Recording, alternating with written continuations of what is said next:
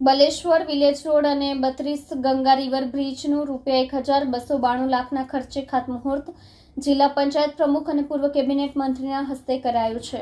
સુરત જિલ્લાના પલસાણા તાલુકાના મુખ્યમંત્રી ગ્રામ સડક યોજના હેઠળ ₹1,292 લાખના ખર્ચે બલેશ્વર ચલથાણ પલસાણા વિલેજ રોડ અને 32 ગંગા રિવર બ્રિજનું ખાતમુહૂર્ત પૂર્વ કેબિનેટ મંત્રી ઈશ્વરભાઈ પરમાર અને જિલ્લા પંચાયત પ્રમુખ ભાવિનીબેન પટેલના હસ્તે બલેશ્વર ખાતે કરાયું।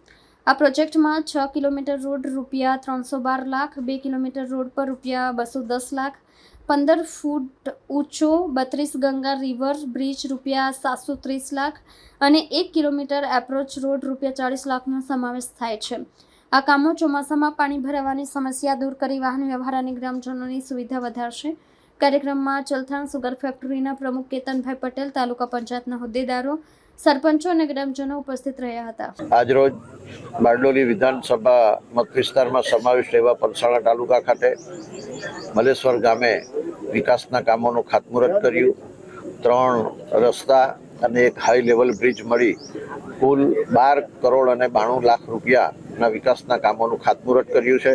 આ ખાતમુહૂર્ત પ્રસંગે સુરત જિલ્લા પંચાયતના પ્રમુખ શ્રીમતી ભાવિનીબેન પટેલ, અમારા સુરત જિલ્લા ભાજપના ઉપપ્રમુખ શ્રી કેતનભાઈ પટેલ, અશોકભાઈ રાઠોડ, તાલુકા પંચાયતના પ્રમુખશ્રી, તાલુકા સંગઠનના પ્રમુખશ્રી, મહામંત્રીશ્રીઓ, પૂર્વ હોદ્દેદારશ્રીઓ અને ચલથાણ, બલેશ્વર અને પલસાણા ગામના ખૂબ મોટી સંખ્યામાં ગ્રામજનો ઉપસ્થિત રહ્યા છે।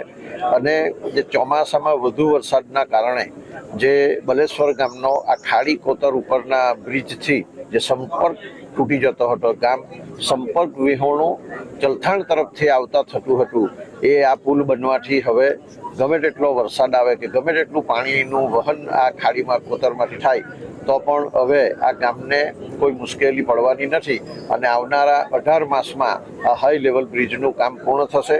આજે ખૂબ સુંદર વાતાવરણમાં આ બારડોલી વિધાનસભા મત વિસ્તારના પલસાણા તાલુકાના બલેશ્વર ખાતે આ 4 કામોનું 12 કરોડ ને 92 લાખ રૂપિયાના કામોનું ખાતમુહૂર્ત કર્યું છે।